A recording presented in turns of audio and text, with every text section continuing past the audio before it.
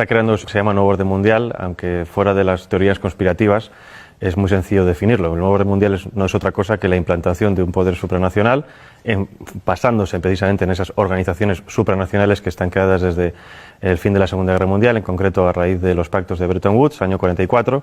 Tenemos la Unión Europea, Fondo Monetario Internacional, Banco Mundial, la ONU misma y todas sus subdivisiones. Y lo que está claro que busca es implantar una nueva humanidad, un único mundo, con un único gobierno, con una única religión, un único sistema económico. Pero para eso tenemos que eliminar el ser humano anterior. Por eso esos pilares que son los fundamentales: relativismo moral, laicismo, ideología de género, entre otros tantos. Podemos añadir aborto, ahora viene la eutanasia, con el objetivo de desprogramar al ser humano que existía antes, implantar un nuevo código de valores y poder empezar a implantar el transhumanismo, que es al que vamos. Vamos en lo que llaman también la cuarta revolución industrial, que es la implantación de un sistema robótico basado en inteligencia artificial que controle todo aquello que antes era de alguna manera esporádico en el ser humano. Para eso necesitamos, como les decía, formatear, eliminar la antigua civilización, en este caso la civilización cristiana, los valores cristianos, e implantar una nueva serie de valores que permita a las nuevas juventudes que entren perfectamente en esa nueva realidad. Para esto es lo que llaman, entre otras cosas, la Agenda Global 2030 o la Agenda del siglo XXI. Las Naciones Unidas han promovido la Agenda 2030 y esta debe de mantenerse como la guía central. Lo sorprendente y lo llamativo es que está todo perfectamente entrelazado y todo perfectamente conectado, porque si tocamos todos los puntos, la salud, la educación, la ciencia, todo eso les va a permitir guiar, digamos, todo en forma paralela, todo hacia un mismo punto. Aunque en la realidad, obviamente, sabemos que hay gobiernos nacionales, en la práctica, gran parte de estos gobiernos nacionales para nada están trabajando para el bien de sus naciones, sino que trabajan precisamente para los intereses de estos globalistas. Lo hemos visto con el gobierno de Sánchez, lo estamos viendo en otros países, por ejemplo, también en Iberoamérica. El mundo al que vamos es fruto de una ingeniería social perfectamente planificada y perfectamente implantada. La implantación primero es ideológica. La ideología sirve primero para desestabilizar una nación. Si nos atendemos, por ejemplo, a Yuri Bezmenov, el antiguo agente del KGB que emigró a Estados Unidos y que contó precisamente esos procesos por los cuales se puede desestabilizar una nación, que es desestabilización, desmoralización, crisis y normalización, estamos viviendo perfectamente esas etapas. Hemos tenido una desestabilización, ahora estamos en la fase de desmoralización, que es volver a las naciones contra sí mismas, la endofobia, el odio a nuestra cultura cristiana, el odio a la misma biología, la misma realidad biológica hombre y mujer, para hacer que la población esté completamente confundida y que sea mucho más fácil guiarlas a un nuevo punto. Es la mentalidad de rebaño. Ahora bien, primero es la ideología, segundo es lo demás: implantación social, económica, política, tecnológica, medioambiental, sanitaria, alimenticia. Todo esto está perfectamente diseñado en la página del Foro Económico Mundial. Tienen perfectamente diseñado cuál va a ser el nuevo mundo. No dejan nada fuera. El aborto es algo que está en la Agenda Global 2030, que está incrustado en el ADN de los globalistas y que lo quieren promocionar a todo coste. El aborto, para que lo entendamos, es una política de Estado. El aborto se aplica desde el año 74 a través del informe de Kissinger, que viene precedido de un informe de la Fundación Rockefeller del año 72, que viene precedido de unas declaraciones de Robert McNamara, que fue secretario de Defensa con Nixon y que en el año 68 pasó a ser presidente del Banco Mundial. ¿Qué pasa? Obviamente, si entendemos esto como una política de Estado, obviamente no se puede vender al resto de la población diciendo: ustedes van a dejar de tener hijos porque a nosotros nos interesan los recursos que ustedes tienen. Lo que se hace es un marketing político. Y esto es como nos están vendiendo todo. El aborto es un interés de Estado, es un interés geoestratégico. Todas las demás propuestas que tenemos hoy en día, ideología de género, ecología o esta nueva religión medioambiental, todo eso es lo mismo. Son políticas de Estado que nos lo venden para el gran público con un marketing político para que la gente lo acepte. Porque, por ejemplo, si entendemos ahora las políticas medioambientales como, digamos, obviamente necesarias para todos los gobiernos, dentro de esas políticas medioambientales está la reducción de la población. Nos lo venden como un bien necesario, es decir, si seguimos creciendo vamos a destruir el planeta, por lo tanto dejen ustedes de tener hijos, porque si no este ritmo es inaguantable. Nos venden la ideología verde como algo necesario, pero que dentro de esa ideología verde contiene todas estas políticas de Estado que nos lo quieren vender para, obviamente, controlar a la población. Con el objetivo precisamente de desestabilizarnos para poder tener el control completo sobre nosotros. No hay nada más fácil que dominar que una población enfrentada entre sí. Por eso es tan importante entender cómo funciona la aplicación de las políticas, cómo funcionan las élites supranacionales, para poder entender qué tipo de política se nos está aplicando a nivel nacional y local. El enemigo a abatir por esta élite supranacional o globalista no es otra cosa que el ser humano.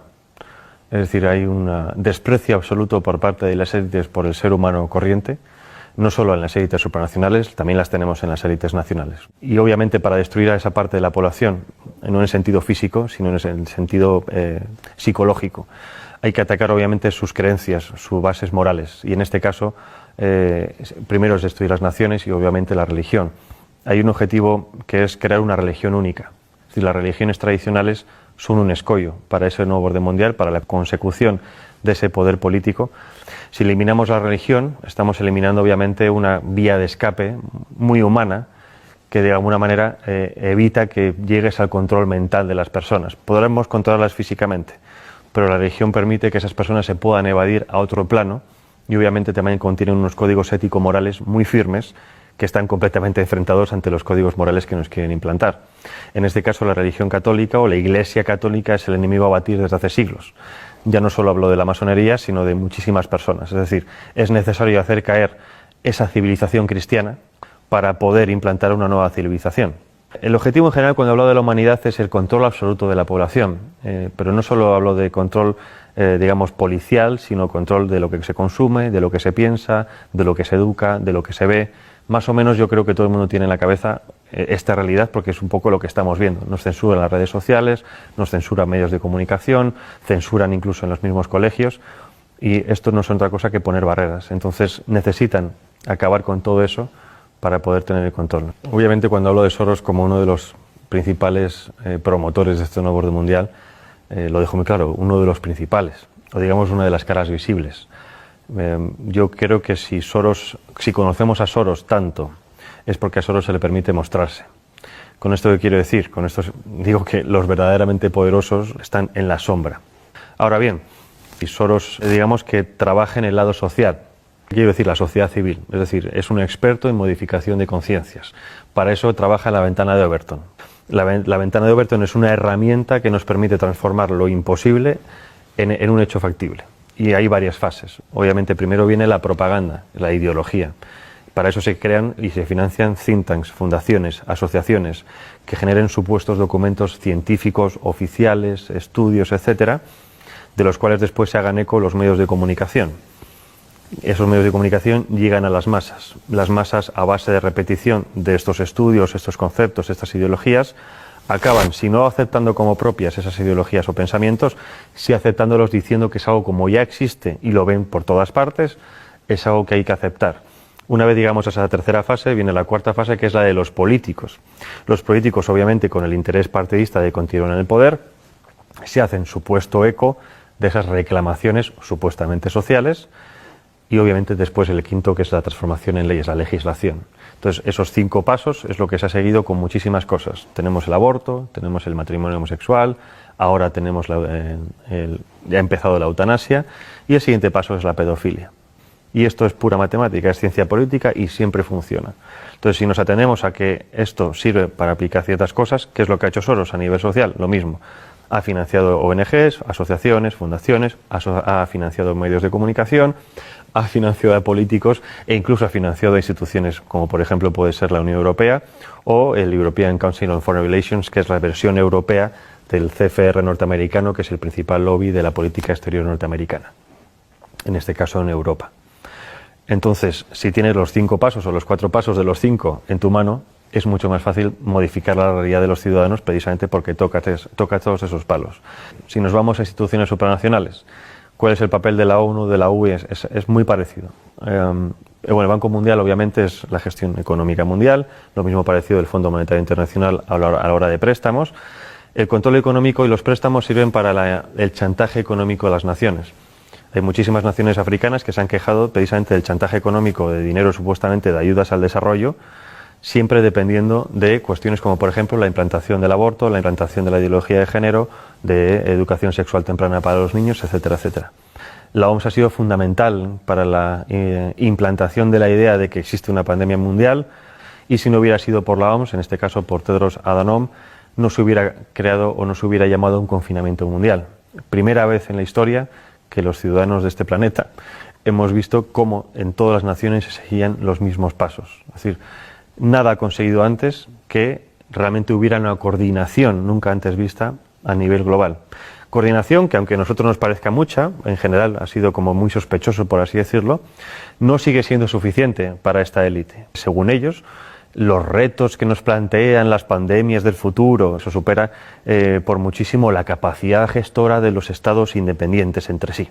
Es decir, que como no hemos sabido gestionar el coronavirus, es necesario que cedamos más nuestra soberanía a estos entes supranacionales, que ellos saben sí realmente lo que nosotros tenemos que hacer. Llevarnos a ese buen camino, a guiarnos como si fueran un dios, porque nosotros como ciudadanos comunes somos demasiado estúpidos para valernos por nosotros mismos. Las redes sociales han sido siempre una herramienta fundamental en el tema de la comunicación, pero como todo avance tecnológico tiene siempre su cara y su cruz.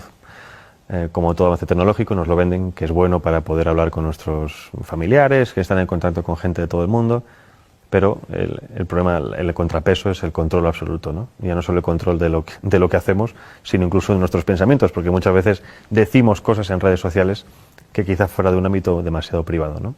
Y eso es precisamente a donde van ahora con el tema de la censura.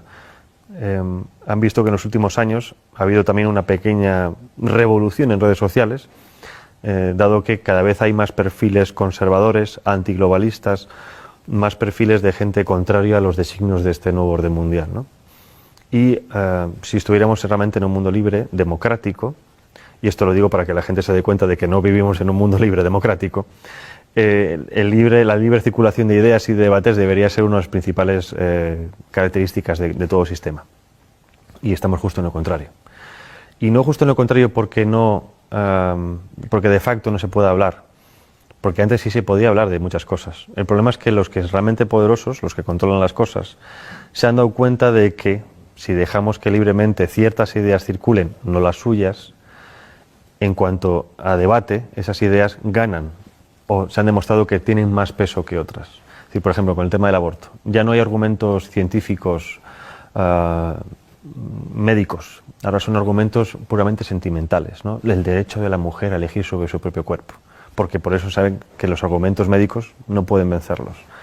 En cuanto a argumentos, por ejemplo, de información de los medios de comunicación, de cómo funcionan los medios de comunicación, de cómo funcionan los gobiernos, exactamente lo mismo.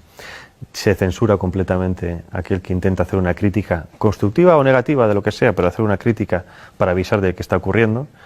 No existe ese debate de ideas en los medios de comunicación, pero precisamente porque tienen miedo a lo que pueda ocurrir. Porque cuando ha ocurrido que algunas personas han ido a ciertos debates a exponer ciertas ideas, la gente se da cuenta de que hay otra línea de pensar diferente a la que tenían en mente. Y por lo tanto hay otra forma de racionar las cosas.